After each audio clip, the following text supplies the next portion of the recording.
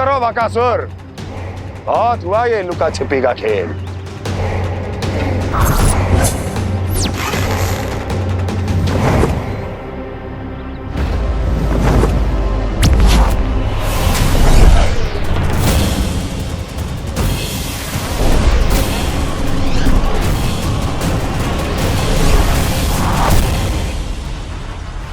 प्रणाम कंस। छिपे रहकर दूर से ही प्रणाम करोगे, सामने आओ बकासुर।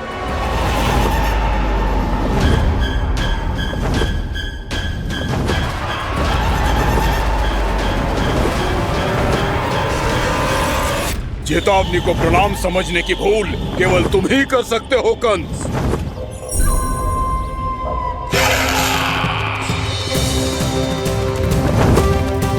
अनगिनत युद्ध करने के बाद भी जिसने पराजय का कड़वा स्वाद न चखा हो, उस अपराजय विजेता का अपमान करने की मूर्खता केवल तुम ही कर सकते हो बकासुर। अपने दिव्य अस्त्रों से किसे भयभीत कर रहे हो कंस? उसे जिसे संपूर्ण देवता भी मिलकर परास्त नहीं कर पाए थे। समय के साथ तुम्हारी स्मरण शक्ति पर धूल लग गई है बकासुर। भूल गए हो तुम अभी कुछ ही क्षण पहले जिस दिव्य अस्त्रधारी का तुम उपहास उड़ा रहे थे, उसी ने परास्त किया था तुम्हें। उस दिन तुम्हारे प्राण दे के इस बंधन से मुक्त हो जाते यदि तुम्हारी बहन पूतना ने तुम्हारे जीवन दान के लिए विनती न की होती तो यही स्मरण कराने के लिए बुलाया है मुझे? संधि करने के लिए बुलाया है। असंभव है ये। तुम्हारा मित्र वत्सासुर वीर गति को प्राप्त हो चुका है। जानते हो किसने की उसकी हत्या? तुम्हारे प्राणों की रक्षा करने वाली तुम्हारी बहन पूतना प्राण गवा चुकी है अपने। जानते हो किसने की उसकी हत्या?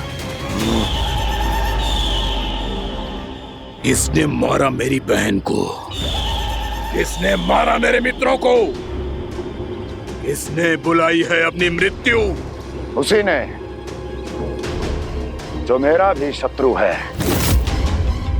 इसीलिए बुलाया है तुम्हें यहाँ पर संधि करने के लिए, प्रतिशोध का एक अवसर देने के लिए। तुम नाम बताओ उसका कंस। उस दुष्ट को कच्चा ही निगल जाऊंगा मैं। बोलो कौन है वो? एक बालक है, कृष्ण। कृष्ण, किंतु वो एक विष्णु अवतार है बकासुर। किसी का भी अवतार क्यों ना हो, किसी क्षण से मैं हूं उसके काल का अवतार। तुम केवल इतना बताओ कि कहां मिलेगा वो? वृंदावन। वृंदावन। कान्हा, आजा, पूजा आरंभ करते हैं। नहीं प्रभु,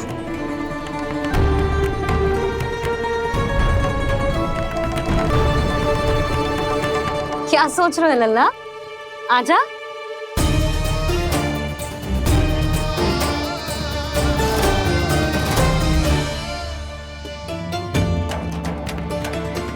पहले इस राक्षस का सामना करना होगा मुझे, अन्यथा ये शुभ दिन को सबके लिए अशुभ बना देगा।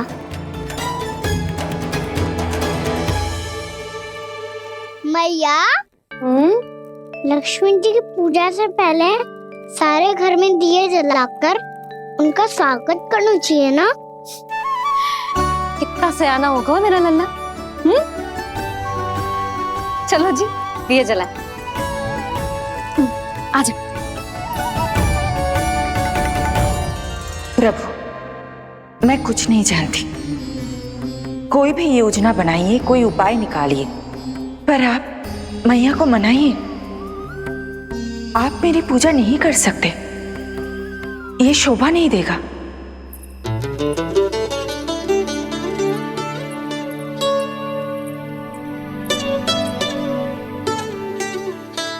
पहला दिया जलाएगो लल्ला? हाँ मैया। ले, ध्यान से लल्ला।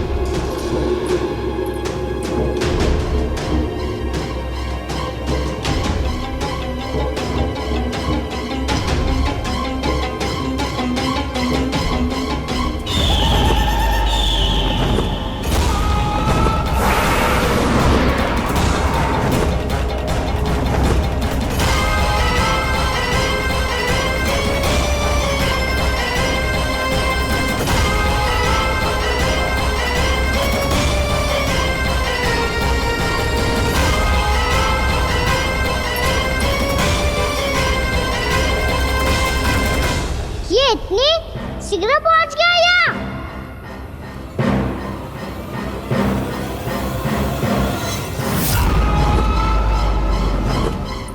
जे श्वेत रंग का आकाश में क्या गया? सुनो जी, देखो आपने, जे तो अवश्य ही बहुत अशुभ संकेत है जी। कहाँ है वो? कहाँ है विष्णु अवतार कृष्ण? दिवाली के शुभ दिन अशुभ संकेत की बात करियो मैया। ये तो कयूर तीव्र चलने के कारण मुझे है, फिर से चला लेंगे। साधारण दीपक ही तो है ये साधारण ना है लल्ला, दीपावली के दीपों का बहुत विशेष महत्व होता है। तो है मैया। वनवास के बाद जब राम जी लौट कर आ रहे थे, तब उनके स्वागत में पूरी अयोध्या में ये दीप जलाए गए थे। दीपावली अमावस्या की रात को पड़ती है और रात का अंधेरा मन के भीतर के उस अंधेरे का प्रतीक हो तो है जो बुराई को शक्ति दे तो है।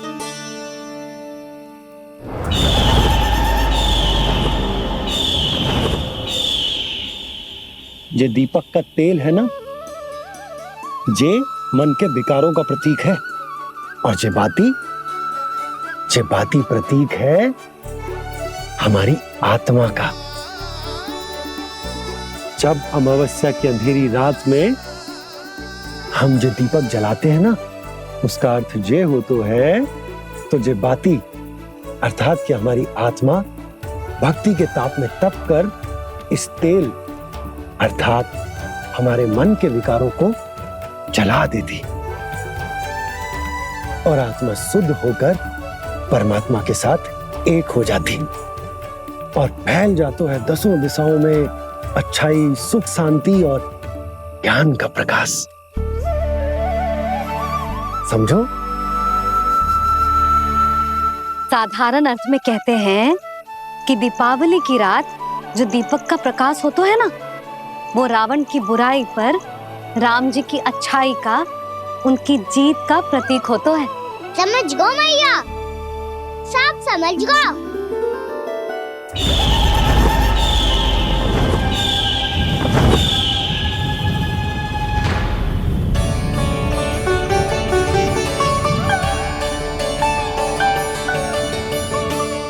आज हम ये सारे दीपक जलाएंगे बाबा, और इसके प्रकाश के कारण कोई भी विकार, कोई भी बुराई वृंदावन में प्रवेश ना कर पाएगी, वृंदावन में प्रवेश ना कर पाएगी।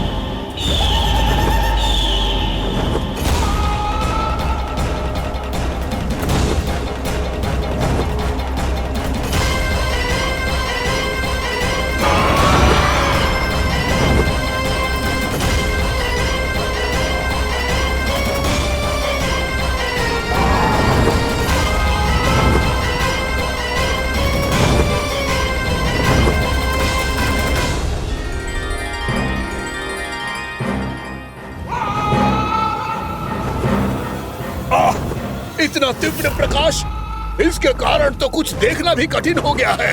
और मुझे इन दीपकों की ऊष्मा क्यों अनुभव हो रही है? कैसे संभव है ये? आज बुराई पर अच्छाई की विजय की रात है। आज वृंदावन के निकट आने का प्रयास भी ना करना बकासुर, अन्यथा इन दीपकों की लो तुम्हें जलाकर भस्म कर देगी। इन दीपकों की अग्नि तो सचमुच मुझे जला रही है।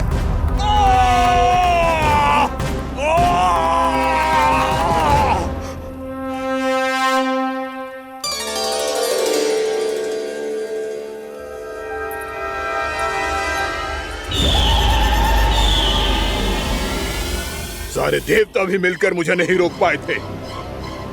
इन नन्हे दीपकों में इतना सामर्थ्य कहां जो मेरे पांव को बांध पाए।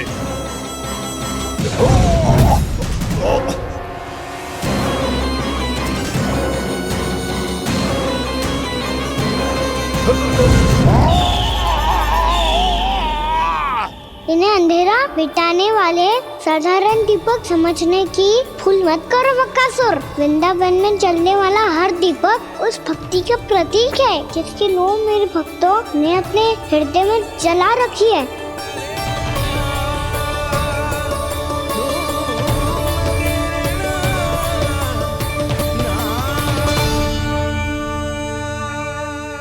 भक्ति की शक्ति के आगे तो रावण को भी हारना पड़ा था बकासुर। फिर तुम्हारा तो अस्तित्व क्या है? तो फिर अब मैं भी देखता हूँ ये दीपक कब तक तेरे वृंदावन को मुझसे बचाते हैं। जैसे सारे दीपक बुझ गए थे और चारों ओर अंधेरा छा गया था, मुझे लग रहा है अवश्य ही कोई बुरी ऊर्जा है हमारे आसपास। यशोदा, अंधेरे को भूल जाओ, चारों ओर बिखरे इस प्रकाश को देखो। जे मैया लक्ष्मी की उपस्थिति का संकेत, उनका आशीर्वाद हमारे साथ। आप अभी तक यही हैं देवी? मैं कैसे जा सकती हूँ? यशोमती मैया मेरे दर्शन करना चाहती है। जिनकी इच्छा आप नहीं टाल सकते, उनकी इच्छा का मान मैं ना रखूं, ये तो संभव ही नहीं है। आपने मनाया है ना, स्मरण है ना आपको? मैं आपसे अपनी पूजा नहीं करवा सकती। अब तो दीपक भी जल गए, इससे पहले कि मुहूर्त निकल जाए पूजा आरंभ करते हैं। चल आजा।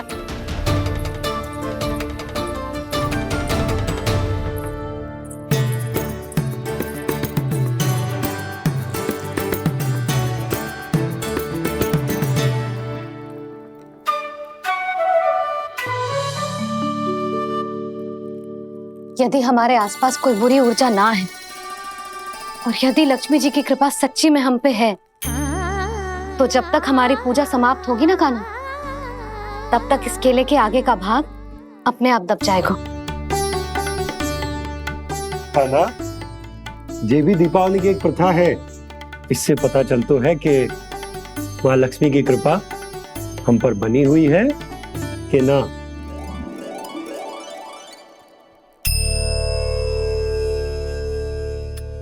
हे लक्ष्मी मैया, हम सबकी पूजा स्वीकार करो, आप हमें आशीर्वाद दो।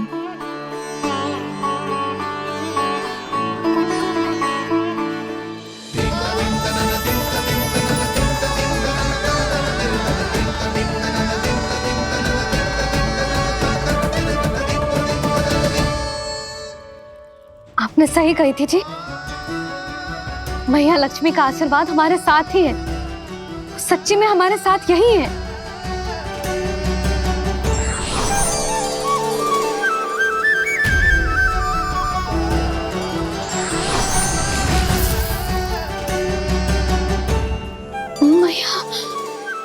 मैया लक्ष्मी ने साक्षात दर्शन दिए जी हमें।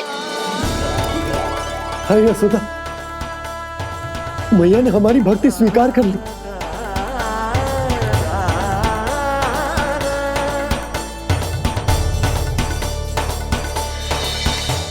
आजा नन्ना, यहाँ बैठ, पूजा आरंभ कर दे।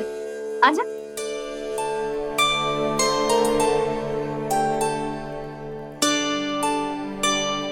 प्रभु नहीं, प्रभु क्या कर रहे हैं आप? कोई उपाय निकालिए, मैं आपसे अपनी पूजा नहीं करवा सकती। मैं मानती हूँ कि आप मानव रूप में हैं, पर फिर भी आप हैं तो मेरे स्वामी श्री नारायण के स्वरूप ही। आपसे पूजा करवाकर मैं उल्टी गंगा नहीं बहा सकती। जिन मैया की बात आप नहीं टाल पाए देवी, उनकी आज्ञा का पालन मैं ना करूं, ये कैसे संभव है?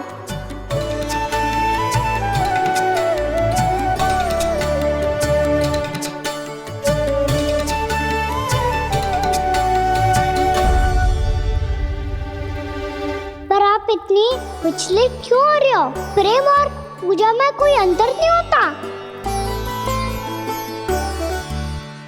मैं कोई भी अवतार क्यों ना ले लूं, मेरा प्रेम तो सदा आपके साथ ही है।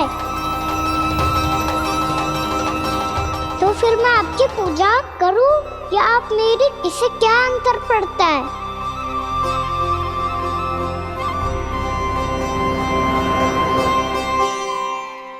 तोड़ जगत की परिपाटी और छोड़ पुरुष अभिमान, अर्धांगिनी का पूजन कर प्रभु, रच रहे नया विधान।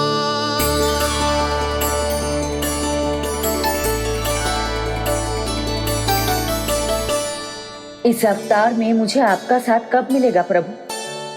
इधर के राजा भीष्मक की पुत्री रुक्मणी के रूप में शीघ्र ही आपका जन्म होगा। पर हमारे मिलन के लिए आपको थोड़ी लंबी प्रतीक्षा करनी होगी देवी, क्योंकि उसके पहले मुझे अपने अन्य दायित्व निभाने हैं और कंस के राक्षसों का सामना भी तो करना है।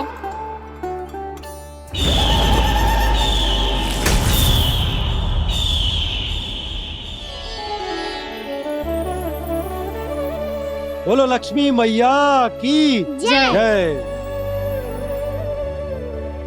सच्ची में आज बहुत ही शुभ दिन है। हाँ यशोदा, मुझे भी अब विश्वास हो गया कि अब से सुख और समृद्धि ही हमारे वृंदावन का भाग्य बनेगी।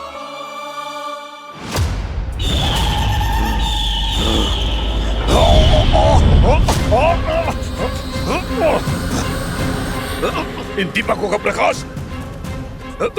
सैकड़ों सूर्यों की भांति चुभ रहा है मुझे।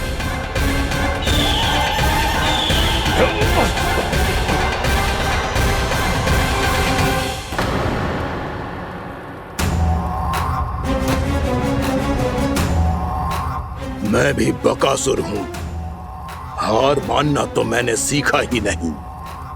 इसी वन में घात लगाकर बैठा रहूंगा। जैसे ही ये दीपक बुझेंगे, मैं इस वृंदावन पर और उस विष्णु अवतार पर आक्रमण कर दूंगा। नहीं छोड़ूंगा उस मायावी कृष्ण को। उसने मेरी बहन पूतना का वध किया है। नहीं छोड़ूंगा उस मायावी कृष्ण को। नहीं छोड़ूंगा उस मायावी कृष्ण को। चाहे जितनी बार मेरा नाम जप लो बकासुर, इसका फल तो तुम्हें कल ही मिलेगा।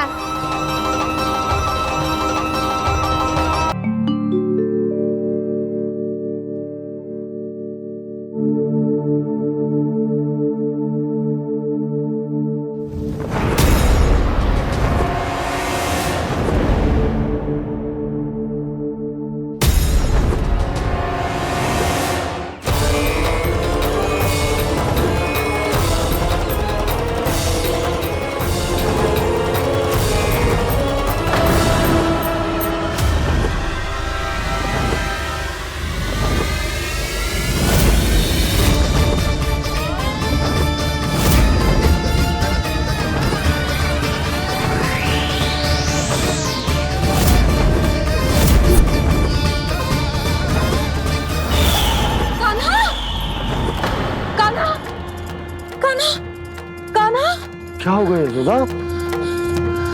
खुद पूरा स्वप्न देखो क्या?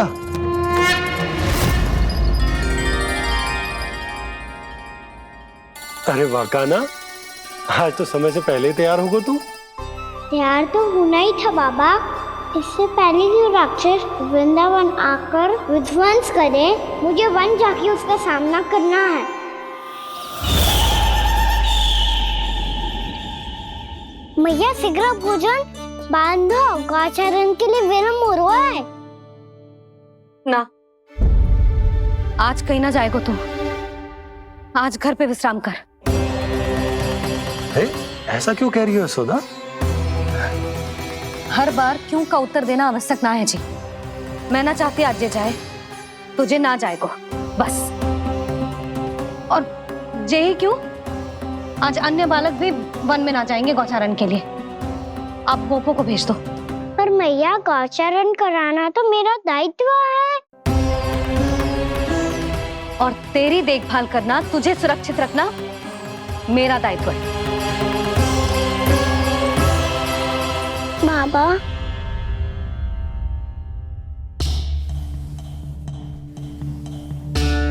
आज कछु मत बोल लल्ला।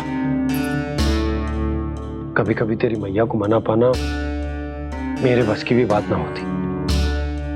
आज कछु पैसों ही दिन है। तूने देखो ना कैसे निर्णय करके बैठ गई है। इससे पहले कि वो राक्षस जगजा और वृंदावन वासियों को कोई हानि पहुंचाए, मुझे वहां पहुंचना पड़ेगा। पर कैसे?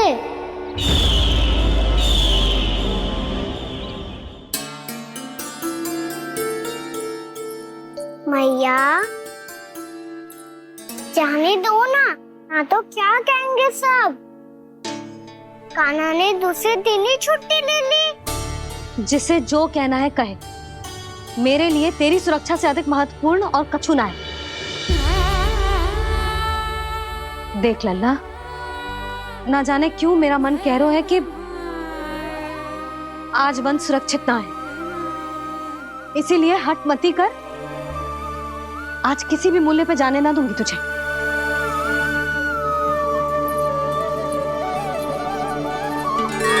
मैया ने ठान लिया, आज वन जाना है तो कोई और ही उपाय खोजना पड़ेगा यहाँ से निकलने का। सुनो, आज गौचारण के लिए गोप जा रहे हैं। हमारी छुट्टी है आज। पर क्यों बलराम? वो तो कान्हा ही जाने। सारी मैया ऐसी होती है क्या मुल्ली? पहले सेमी कहती है कि बड़ी हो जाओ, सब कुछ नियम से किया करो, अनुशासन सीखो। सेमी उसे तुड़वा के कहती है आपकी छुट्टी। तू चाहे जितना भी स्वांग कर ले लल्ला, कछु भी कह ले, कछु भी कर ले, मैं तो तुझे बाहर ना जाने दूंगी। वन छोड़, मैं तो तुझे चौबारे तक भी जाने की आज्ञा ना दूंगी आज। चल पी ले अब।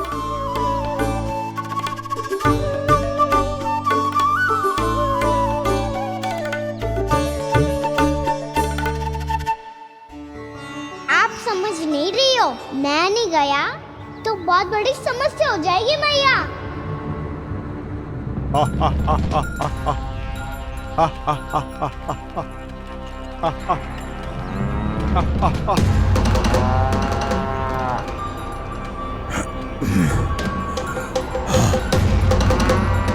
दिन निकले पूरे प्रहर बीत गया। इन गोपों में तो कोई भी बालक नहीं है, परंतु कंस ने तो कहा था कृष्ण गोपालक है।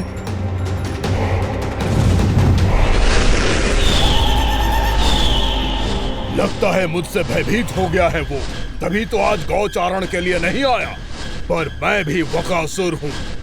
जल में छिपी हुई मछलियों को ढूंढ निकालना बहुत अच्छी तरह आता है मुझे।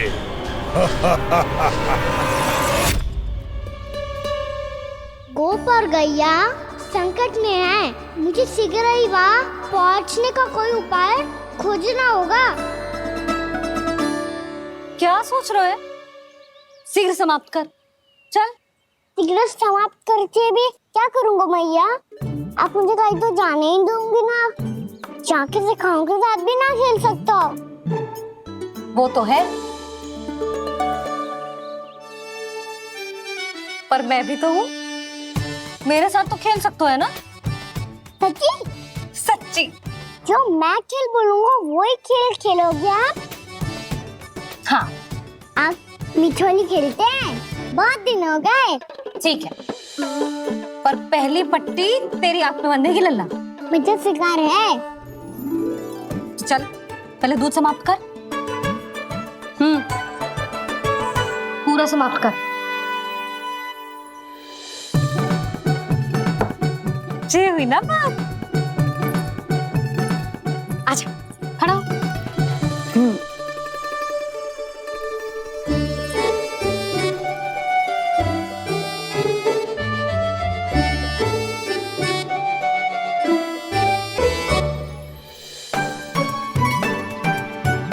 कुछ कुछ दिख तो ना रहा।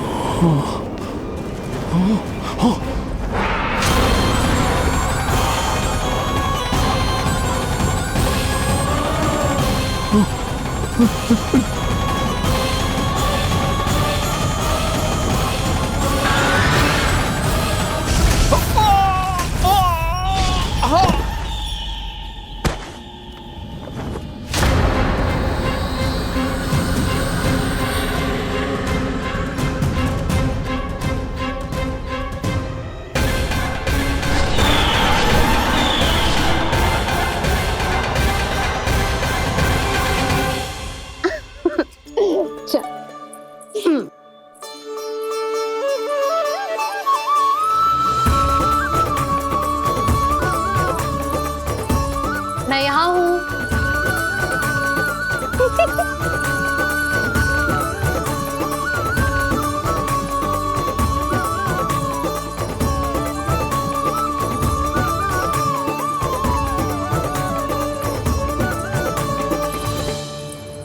इससे पहले कि वो राक्षस किसी को हानि पहुंचाए, मुझे उस तक पहुंचना होगा।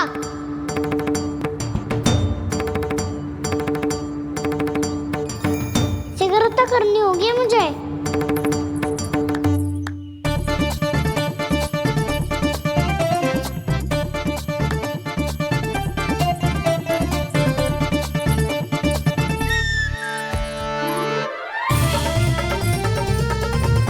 पकड़ लियो मैया, पकड़ लियो।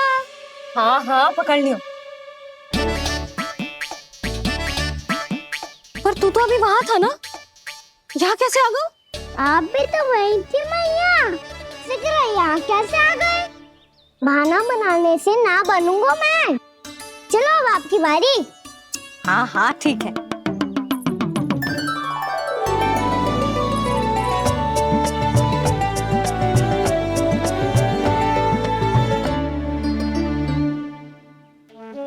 क्षमा करना मैया, पर मुझे जाना पड़ेगा।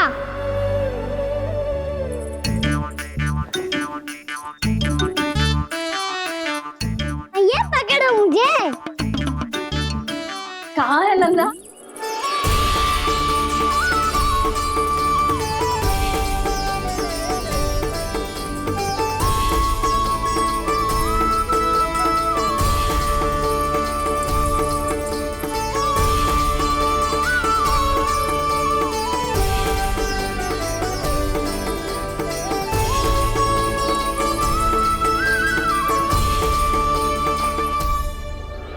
योजना सफल हो गई।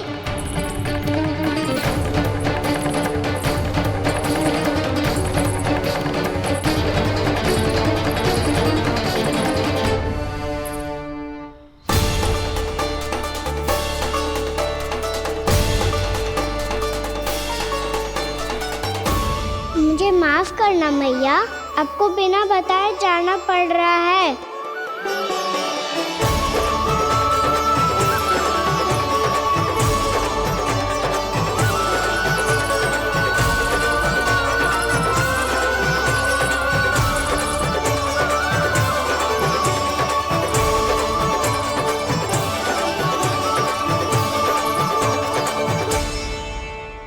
कोई खेल भी ना मिल रहा अभी तक।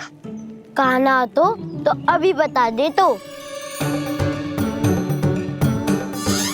हो तो ना सवाल, वो देख।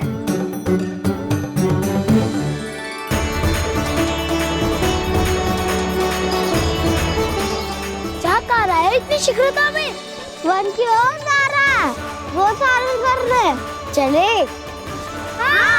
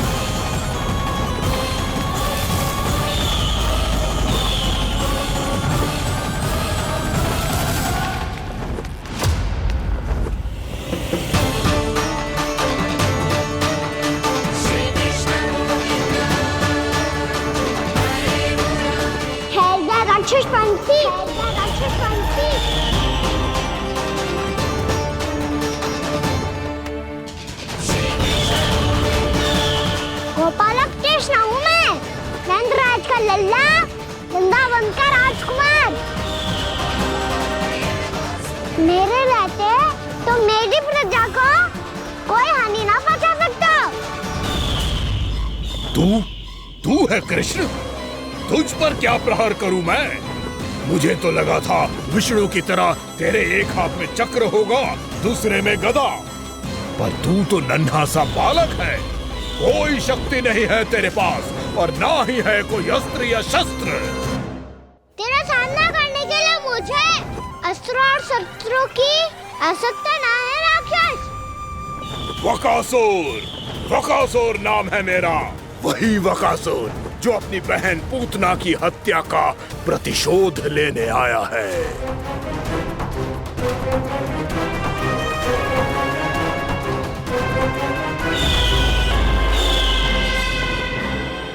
जानता है, इंद्र, अग्नि, वायु, वरुण, यम या कोई भी अन्य देवता कोई मेरे समान शक्तिशाली नहीं है। और तू मुझ जैसे पर्वत के सामने एक तिनके जैसा तू करेगा मेरा सामना? तू रोकेगा मुझे? बस एक ही प्रहार में तुझे अपना आहार बना लूंगा मैं। छोटा चना बाजेगा ना। धमकियां देने से युद्ध नहीं जीते जाते बकासुर। जो कार्य हो करके दिखाओ।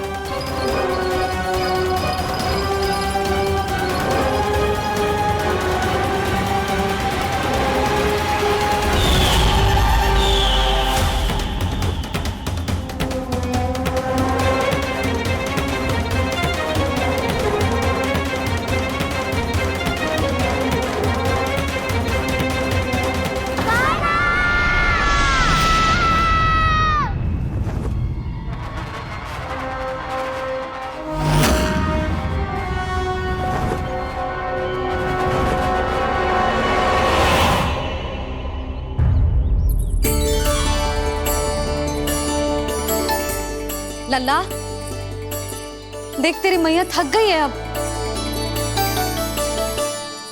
अब बस कर लल्ला, ताली बजा। कान्हा, अब बस कर।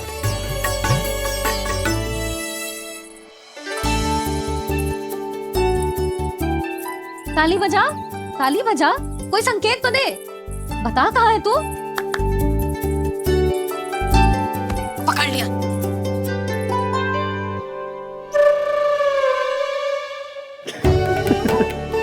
आप भी ना बड़े हो गए हो, पर बचपना ना गया आपका ना। बच्चे कहाँ गया? जी रोकान।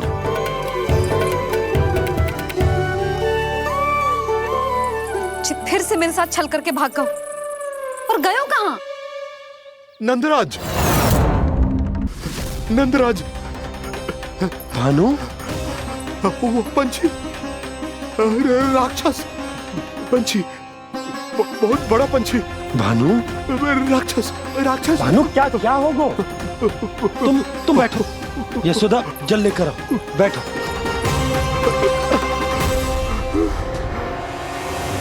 यदि आपको भूख लगी है तो मुझे खा लो, पर मेरे सखाओं को छोड़ दो पंछी जी। आप मुझे ही खा लो, लेकिन कान्हा को छोड़ दो।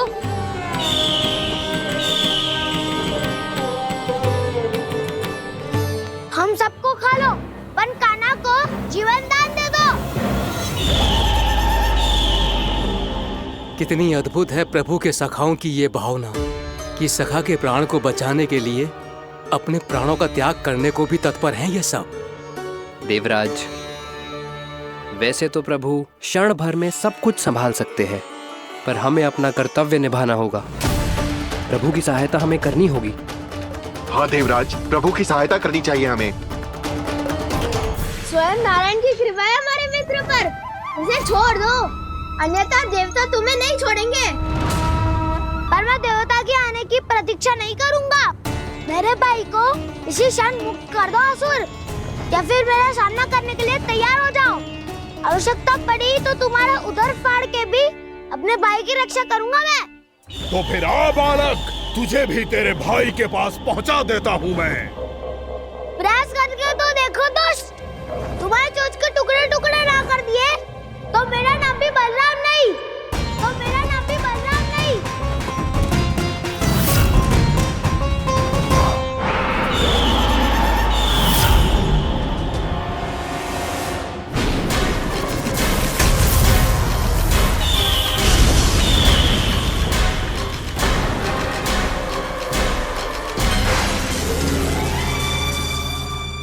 प्रार्थना स्वीकार हो गई मधु।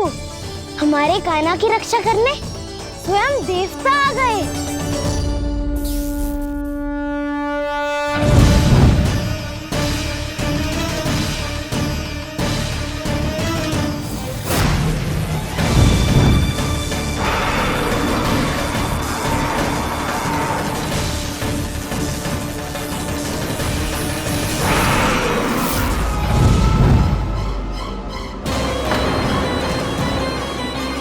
मत करो इंद्र, अपने वज्र का प्रयोग मत करो।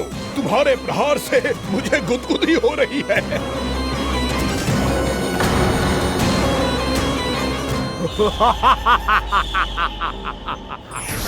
पर मेरी ज्वाला गुदगुदी नहीं करेगी बकासुर, जलाकर भस्म कर देगी।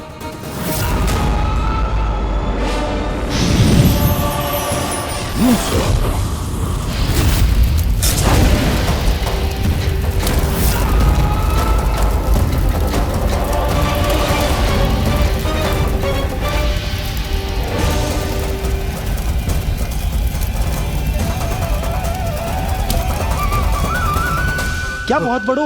बहुत बड़ो पंछी। पंछी? बहुत बड़ो पंछी।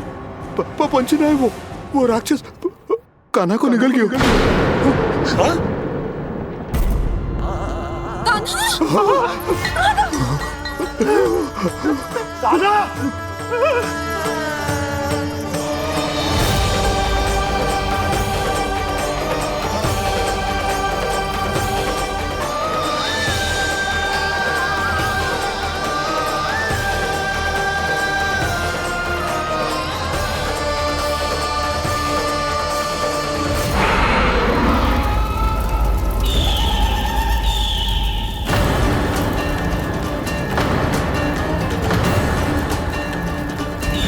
मेरे उदर की जठराग्नि भी तुम्हारी ज्वाला से अधिक तीव्र है अग्निदेव।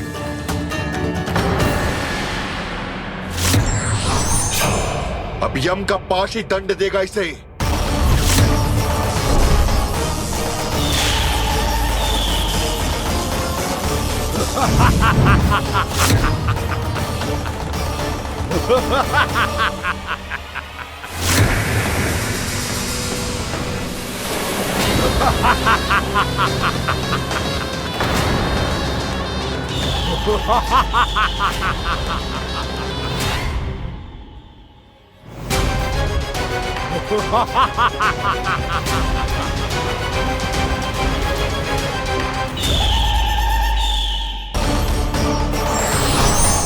अब यम का पास ही दंड देगा इसे।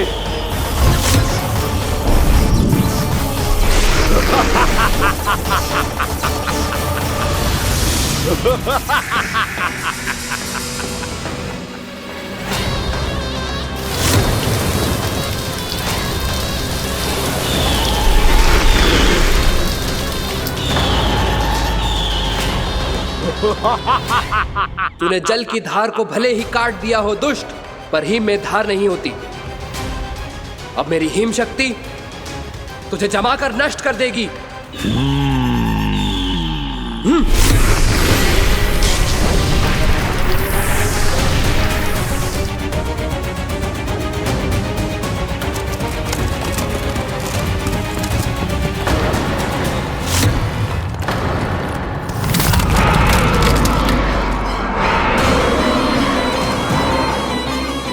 चंद्र, वरुण, यम, अग्नि, इंद्र, तुम में से कोई भी इस योग्य नहीं है कि मुझे पराजित कर पाए और इस विष्णु अवतार की रक्षा कर पाए।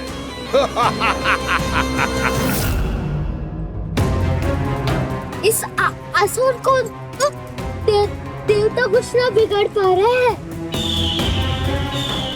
अब क्या होगा कान्हा का? बकासुर, मैं अपनी किरणों की ताप से तुझे छलनी छलनी कर दूंगा।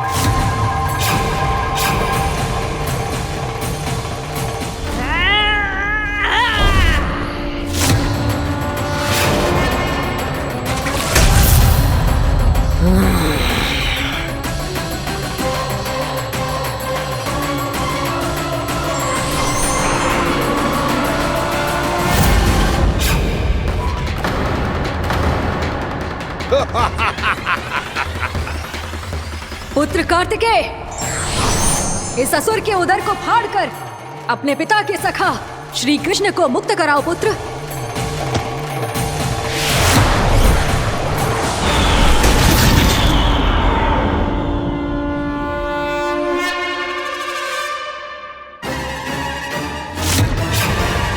मैंने कहा था तुम में से कोई भी मेरा बाल भी बांका नहीं कर पाएगा।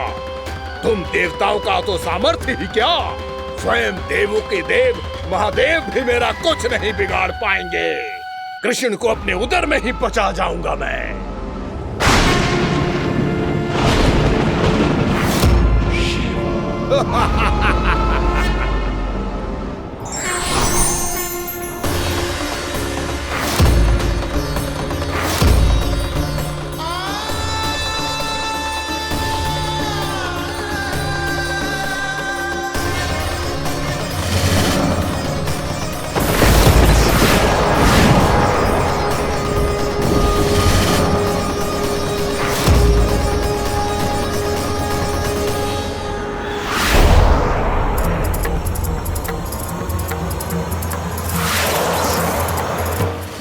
शिव शंकर का त्रिशूल है। एक ही बार में इस असुर का प्राण ले लेगा ये।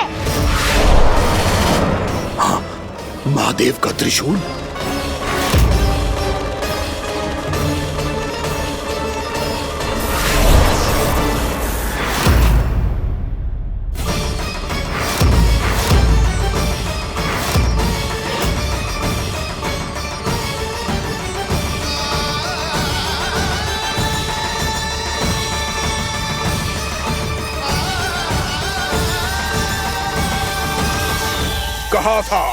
कहा था मैंने, स्वयं महादेव भी मेरा कुछ नहीं बिगाड़ सकते। अजय हूं मैं, अजय।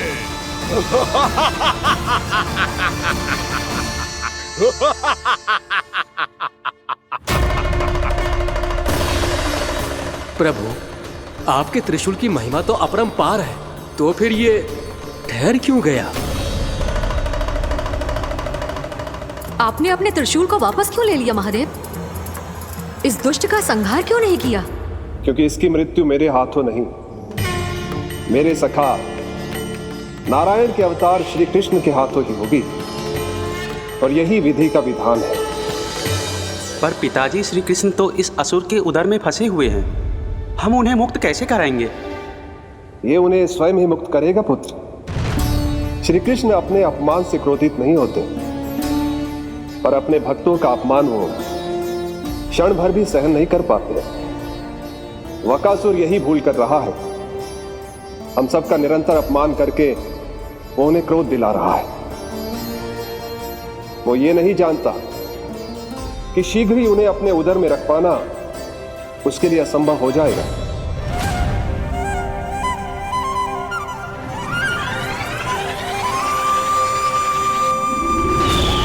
क्या हुआ महादेव, पराजित होकर भी मुस्कुरा रहे हैं? पर अब तो महादेव कहलाने के भी योग्य नहीं रहे आप। असफल देवताओं की इस अयोग्य सेना को लेकर चले जाइए यहाँ से। ना ये मेरा सामना कर सकते हैं और ना ही आप। मेरी शक्ति के सामने आप अक्षम हैं महादेव।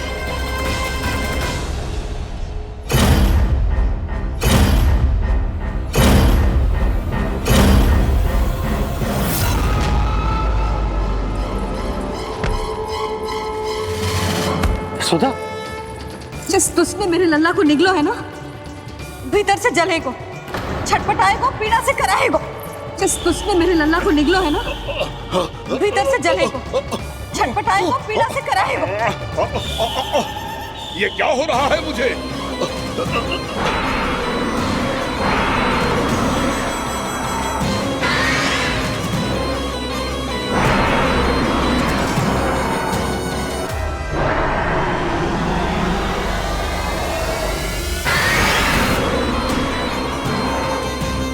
मुझे ऐसा क्यों लग रहा है जैसे भीतर से जल रहा हूं मैं।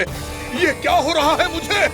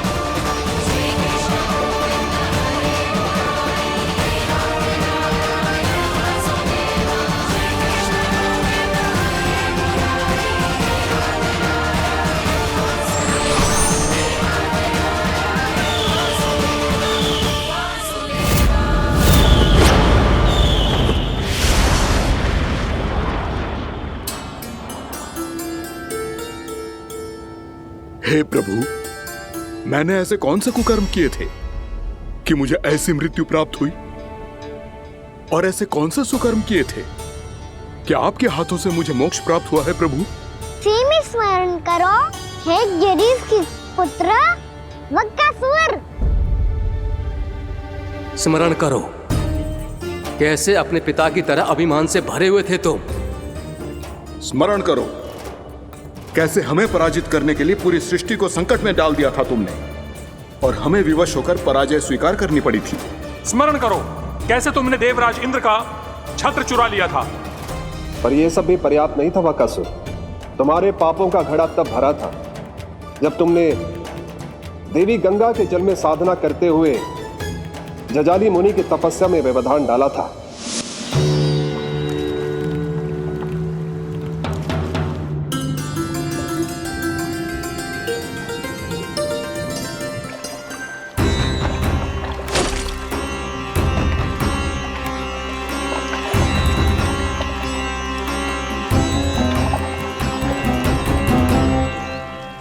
रुक क्यों गए चालक?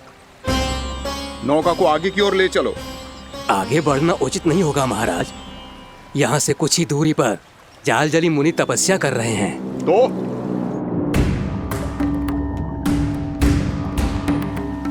मेरे मत्स्य आखेट के क्षेत्र में इसने तपस्या करने की भूल की है।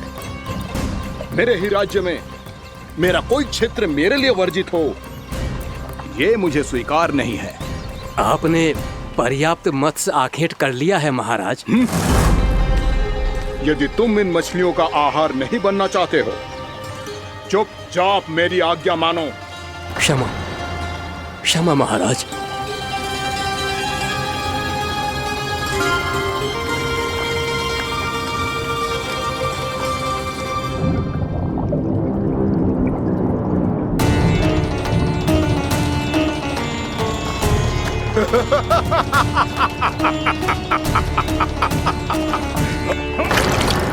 मुनिवर, रक्षा कीजिए, रक्षा कीजिए मुनिवर, हमारे प्राण बचाइए मुनिवर, मुनिवर हमारे प्राण बचाइए।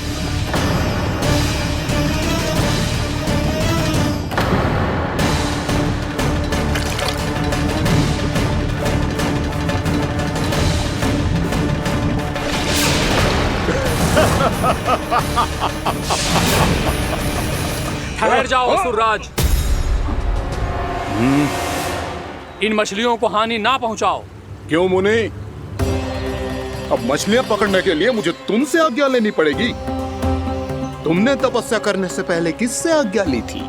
मां गंगा से, इस जल में रहने वाली सभी मछलियों से। इस उपकार के बदले इन सभी मछलियों को रक्षा करने का वचन दिया था। इसीलिए असुरराज, मैं शांति से कह रहा हूँ, इस स्थान को अशुद्ध ना करो। चुपचाप यहाँ से चले जाओ, नहीं तो इसका परिणाम अच्छा नहीं होगा।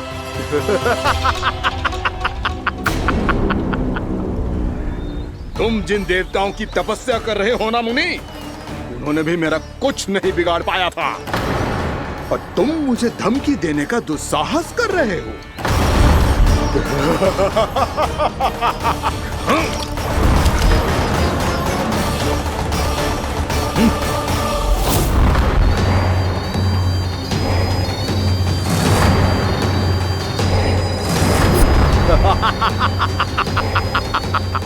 मूर्ख, विचारों से तो तू राक्षस है ही, और स्वभाव से उस बगुले की तरह है जो भूख ना होने पर भी उन निर्दोष मछलियों को आहार बनाता रहता है।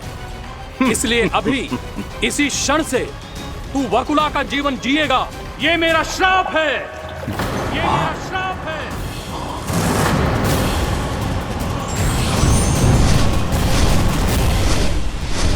श्राप पाने के बाद तुम्हें आभास हुआ कि तुमने कितना बड़ा अपराध किया था, और तब तुम जजाली मुनि से क्षमा याचना करने लगे। तुम्हारे अपराध बोध को जानकर मुनि श्रेष्ठ शांत हुए और उन्होंने तुम्हें वरदान दिया। श्राप से मुक्ति का एक ही मार्ग होता है असुर, पश्चाताप। तुम्हें अपने भूल का पश्चाताप है, इसीलिए मैं तुम्हें वरदान देता हूँ। तुम्हें मेरे श्राप से मुक्ति अवश्य मिलेगी। स्वयं प्रभु श्री नारायण के अवतार इस बगुले के देह के बंधन से तुम्हें मुक्त करेंगे।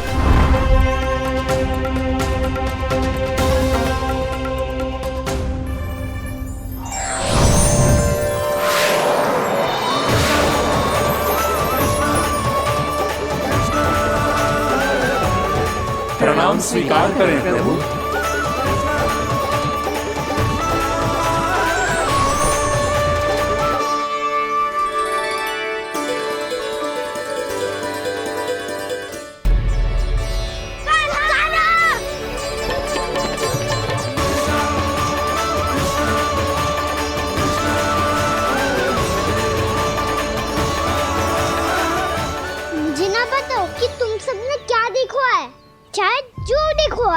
बस मैया से कछु मत ही बताना।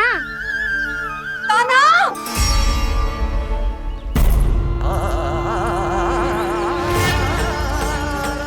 ताना! मेरा लल्ला!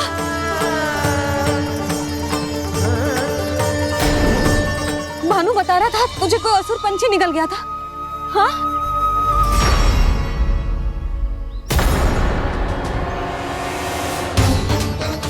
हे नारायण, ये क्या है?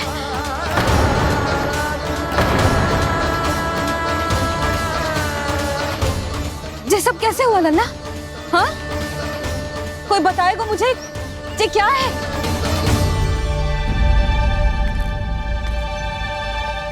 श्रीधामा, मधुमंगल, चिची को सब कुछ बता दो।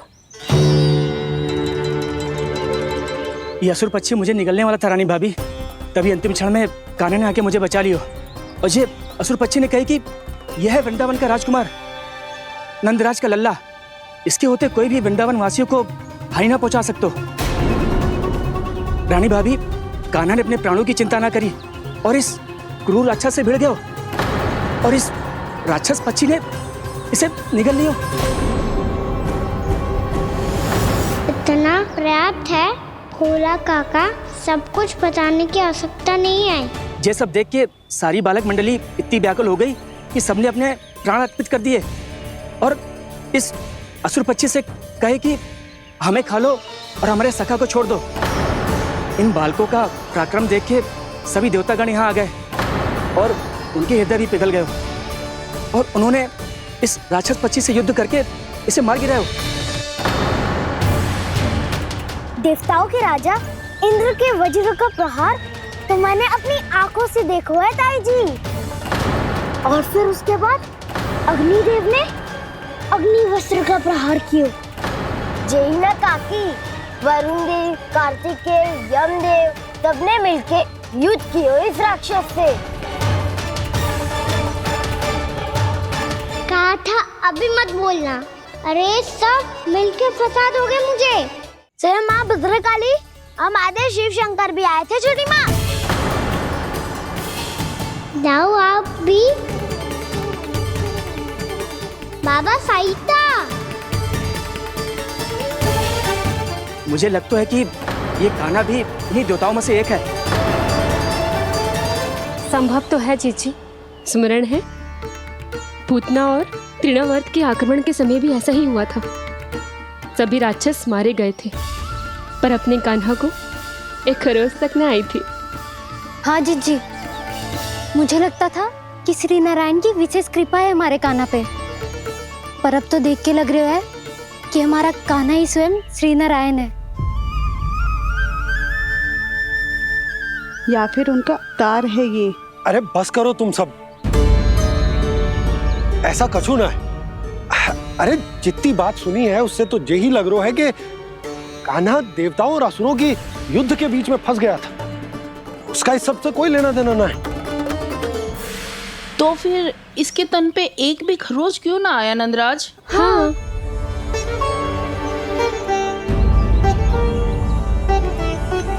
है काकी, खरच तो है। दिखा लल्ला। भैया बात पीड़ा आ रही है, कुछ करो ना। चिकोपिया भी ना अति करती है। श्री नारायण का अवतार हो तो इतनी तनिक सी खरोच पे ऐसे रो तो क्या? बस बहुत होगा। अब तो तुम सबने सीमा ही पार कर दी है। कभी से श्री नारायण बुलाते हो, कभी श्री नारायण का अवतार। तनिक कछु हो ना जाता है कि तुम सब कहानियां बुनने लगती हो। जे बस साधारण सा बालक है, मेरा लल्ला है जे, इसे भगवान मत ही बनाओ।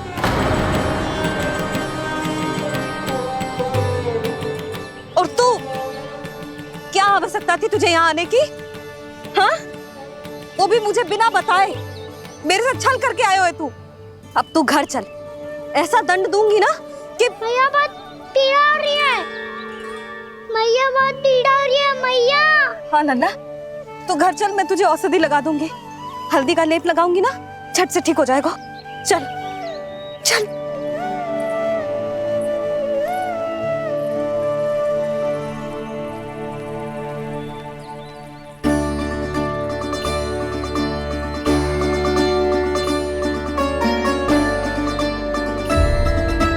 मैया बहुत पीड़ा हो रही है मैया। हाँ लल्ला, तू घर चल, मैं तुझे औषधि लगा दूंगी। हल्दी का लेप लगाऊंगी ना, झट से ठीक हो जाएगा। चल चल।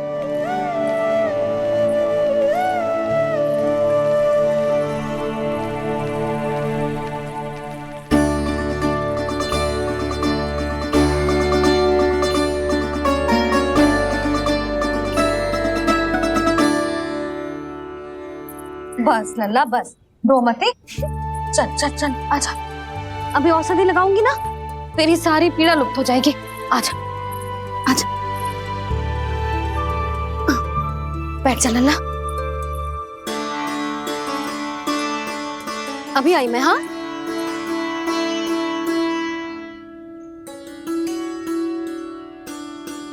मैया।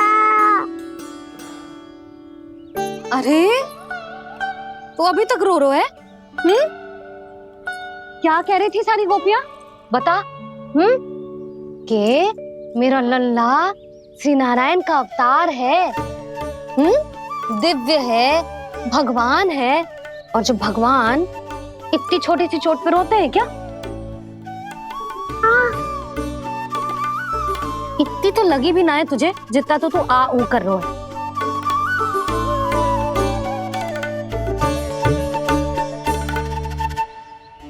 आओ ना, करूंगो। आप ऐसे दुलार थोड़ी करोगी। ओहो, वृंदावन का गौपालक जो इतनी छोटी सी चोट पे रोता है ना? गोप बालकों का मुखिया इतनी छोटी सी चोट पे रोता है? मेरा लल्ला तो सबसे शक्तिशाली है।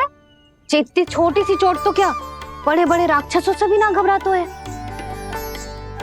हाँ, एक बार में सबको समाप्त कर देता है कि ना? हाँ मैया, यदि कोई राक्षस वृंदावन की ओर टेढ़ी दृष्टि करके आएगा तो सबसे पहले कान्हा को सुरक्षा में खड़ा पाएगा, फिर जो बाल बन के आए ये बगुला बन के।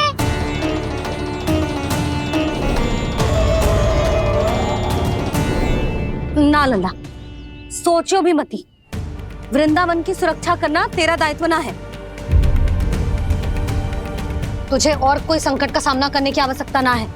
अभी तो मेरी पीड़िता का हरण कर रही थी, अचानक से क्या हो गया मैया को? कोई आवश्यकता ना है तुझे ऐसे संकटों का सामना करने की। आने दे आज तेरे बाबा को, सीधा सीधा बोल दूंगी। बहुत हो गए उनके तर्क वितर्क।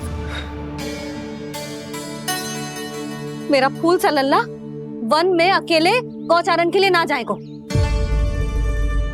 आज बगुले ने निकल लियो, कल का छू और हो जाए तो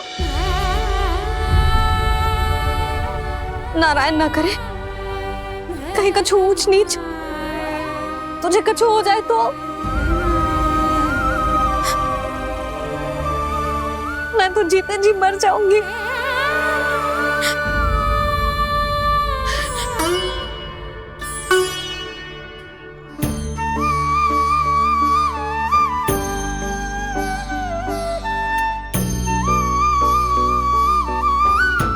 मेरी लल्ला की वीर मैया इतनी से बात तो रोती है क्या?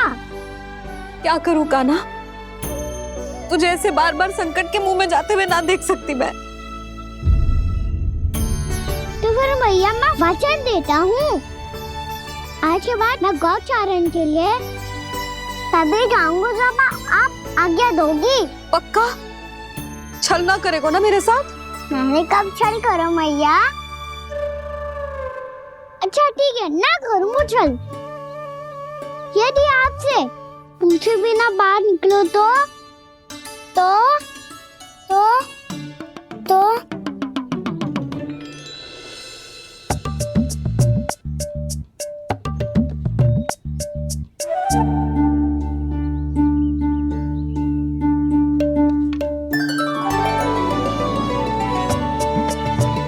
ये रही आपकी छड़ी और ये रही मेरी पीठ। सेक देना तापर तोड़। ठीक है, जब तूने अपना दंड निर्धारित कर ही लियो है तो सोच ले, अब अगर तूने मेरी बात ना मानी तो तोड़ तोड़ छड़ी पड़ेगी, समझ आई?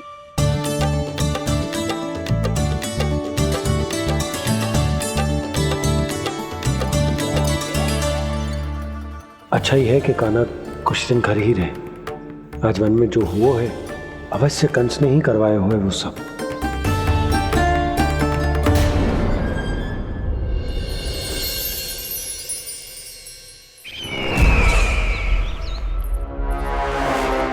आपका ये धनुष तो सबसे अधिक शक्तिशाली था महाराज, ये कैसे टूट गया?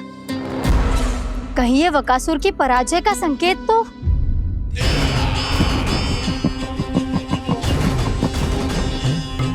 प्राप्ति, लगता है तुम्हें शुभ समाचार मिला नहीं। उस बकासुर ने उस विष्णु अवतार को जीवित ही निगल लिया है। अरे अब तक तो उस नन्हे से बालक को पचा भी चुका होगा वो। उसके तन में रक्त बनकर वो विष्णु अवतार और उसकी शक्तियां दौड़ रही होंगी। क्षमा कीजिए महाराज। क्षमा कीजिए, इस अशुभ से मुख से शुभ समाचार आने दो। माथे के बल को ढीला करो, चेहरे पर मुस्कान लाओ और कहो, महाराज वृंदावन में मातम फैल चुका है। मैं ऐसा ही करता महाराज, यदि सूचना सत्य होती तो।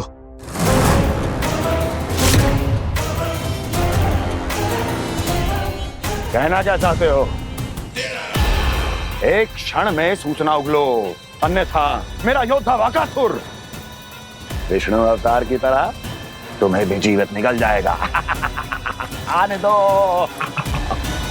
बकासुर मारा गया महाराज, बकासुर मारा गया महाराज, बकासुर मारा गया। बकासुर मर चुका है? असंभव। असंभव। बकासुर ने उस बालक को निगल तो लिया था, पर उसकी सुरक्षा करने के लिए सभी देवता वहां प्रकट हो गए, पर फिर भी कोई बकासुर का सामना नहीं कर पाया। और फिर क्या हुआ? वो बालक स्वयं ही बकासुर के उदर से बाहर आ गया और उसकी चोंच तोड़कर उसकी हत्या कर दी।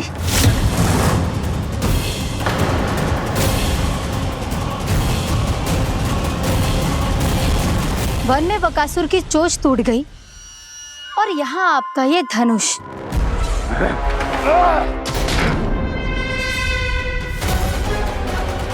केवल नहीं टूटा तो आपका ये भ्रम महाराज। क्षमा कीजिएगा महाराज, आपका भ्रम टूटना आवश्यक है। आवश्यक है आपको यह आभास होना कि उस विष्णु अवतार को पराजित करने के लिए आपके साधारण योद्धाओं में वो सामर्थ्य नहीं है। अच्छा सर, पूतना, तृणावर्त, बकासुर, ये सब साधारण नहीं थे प्राप्ति, साधारण नहीं थे। फिर तो ये और भी अधिक चिंता का विषय है महाराज, क्योंकि इसका अर्थ तो यही हुआ कि वो विष्णु अवतार कुछ अधिक ही असाधारण है और उसका सामना करने के लिए और उसे मिट्टी में मिलाने के लिए आपको एक ऐसे अस्त्र की आवश्यकता है जो उसके सामने ना झुके और ना ही टूटे।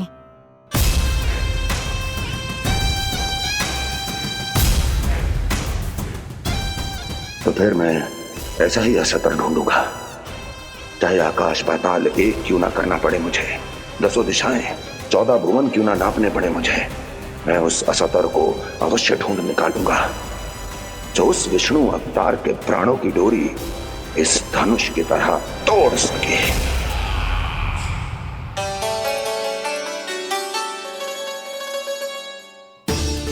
साइंस पापा ने मैया को वचन दिया है कि जब तक नहीं चाहेंगी मैं वन नहीं जाऊंगा, इसलिए आप मुझे मारने के लिए कोई शक्तिशाली असुर ढूंढने में व्यस्त रहो। कुछ दिन तब तक मैं व्यस्त रहूंगा अपनी मैया की सेवा करने में।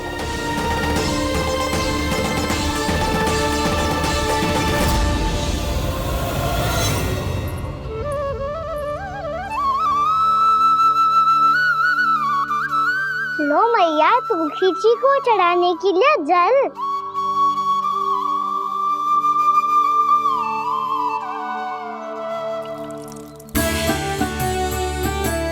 लो मैया, और आटा।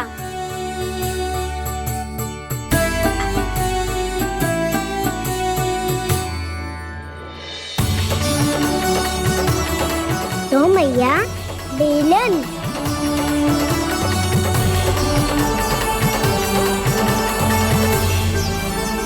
ले, तनिक खा ले। ओ मैया, भूख ना लगी है। बिना भूख के खाने से क्या लाभ? और तेरा जब पेट तो कह रहा है कि उसे भोजन चाहिए, और लाभ कैसे ना लल्ला? भोजन का लाभ है ना, तन को पोषण मिलेगो, स्वास्थ्य बनेगो, जे तेरी भुजाओं में शक्ति आ जाएगी ताऊ के जैसी, ताऊ से भी अधिक। तेरे जे केस भी लंबे हो जाएंगे। सच्ची मैया? सच्ची, माप के देख लियो नित्य दिन। तनिक खा।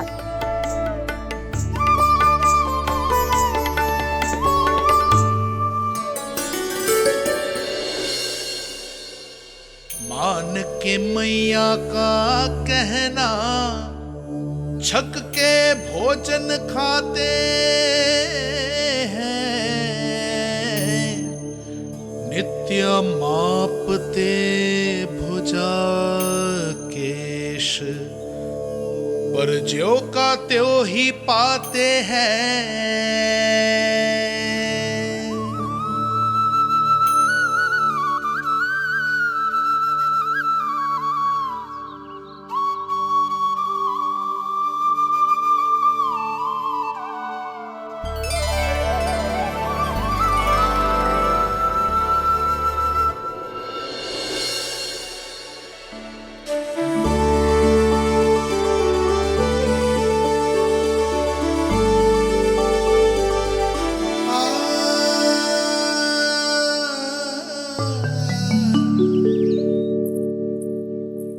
ले लल्ला, फल खा ले।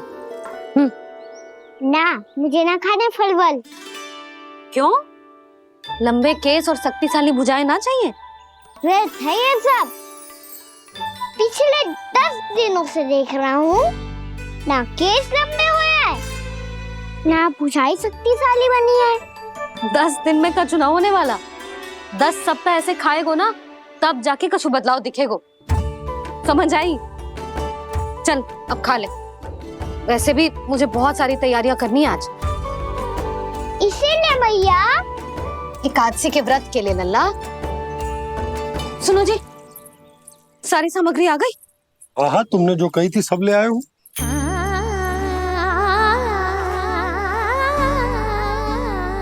इसमें नारियल तो है ही ना, उसके बिना मैं एकादशी की पूजा कैसे करूंगी? यशोदा, मैंने भोला से कह दिया, वो लेकर आते ही होगा। घबराओ मत। कैसे ना घबराऊं जी, आपको पता है ना एकादशी का व्रत मेरे लिए कितना महत्वपूर्ण है। पता है। अरे इसमें तो दिए भी ना है। दिए ना है? अब मैं अभी लेकर आता हूँ। आप रहने दो, मैं ही लेके आती हूँ। भक्त भोला राम के यहाँ से है। भक्त भोला राम? मेरा अर्थ है कुमार भोला यहाँ के यहाँ से। हाँ हाँ, वो ही।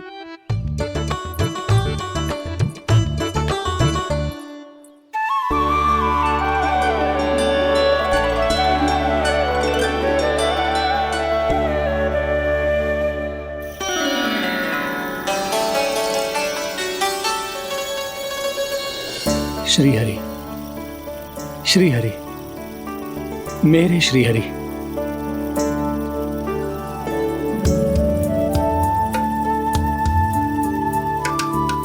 मेरे श्री हरि।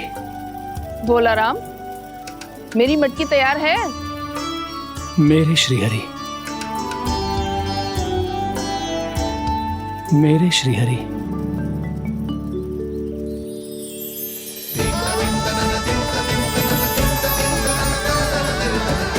भोला राम,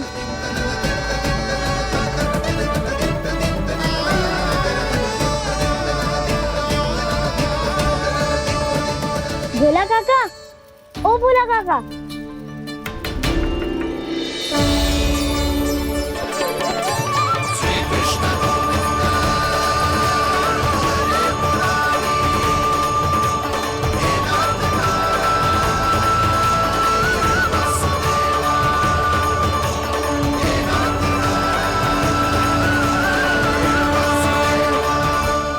अरे श्री हरि प्रसन्न हो गए।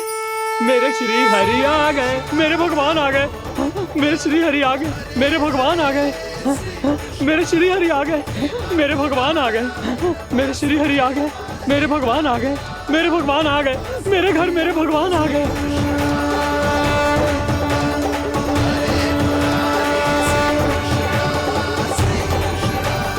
मेरे घर आ गए, मेरे श्री हरि आ गए। हाँ, मेरे श्री हरि आ गए। ये तो बावले थे ही, अब बालकन को भी साथ में मिला लिए। उज्जवल क्या कर रहा है? अरे ठहर जा भोला।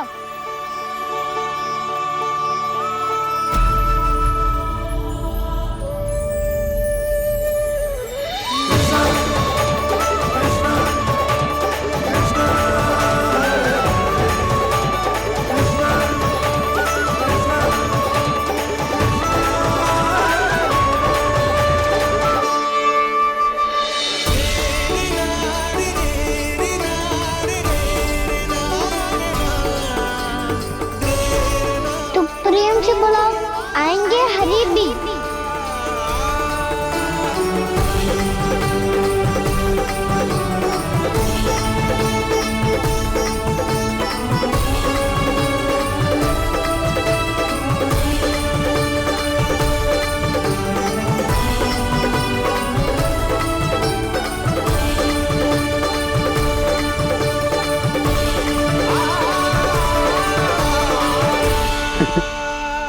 क्या वो गाना? किसकी धुन में झूम रहा तू? निर्मल निशा भक्ति की धुन में।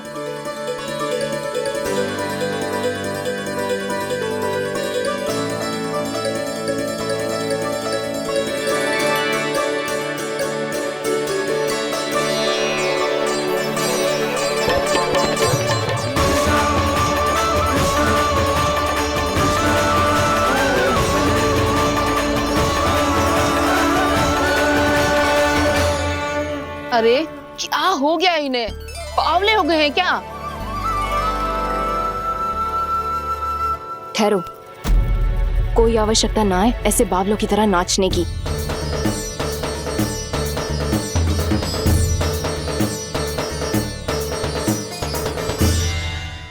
जे बावले ना है मौसी, भक्ति में रम गए हैं। बस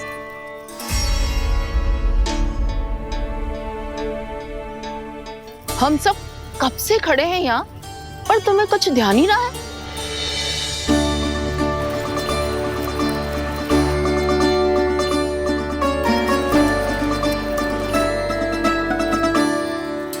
नाच गाने में ऐसे मगन हुए कि हमें देखा भी ना।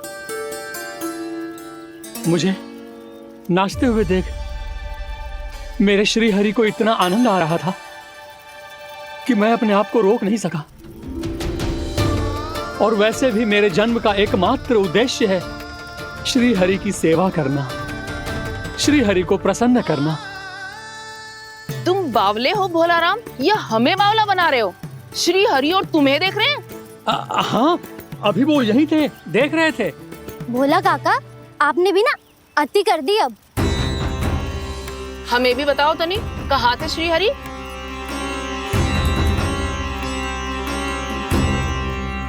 ना जाने अपना उपहास करवाने में क्या आनंद आता है इन्हें। देखो, अब तुम सच मानो या झूठ, लेकिन हमरे श्री हरि यहीं थे, इसी चाक पर अभी। हाँ, लो सुन लो इस मूर्ख की बात। श्री हरि को और कोई स्थान ना मिलो जो इसके मिट्टी के चाक पे आकर बैठेंगे। श्री हरि को और कोई स्थान ना मिलो जो इसके मिट्टी के चाक पे आकर बैठेंगे। श्री हरि को और कोई स्थान ना मिलो जो इसके मिट्टी के चाक पे आकर बैठेंगे। जैसी मैया भैंसुरी लल्ला, दोनों का कुछ पता ही ना चलतो, कब किस बात पर प्रसन्न हो जाए और किस बात पर रुष्ट। अरे मैं भला असत्य क्यों बोलूंगा? अभी अभी यही थे श्री हरि। हाँ,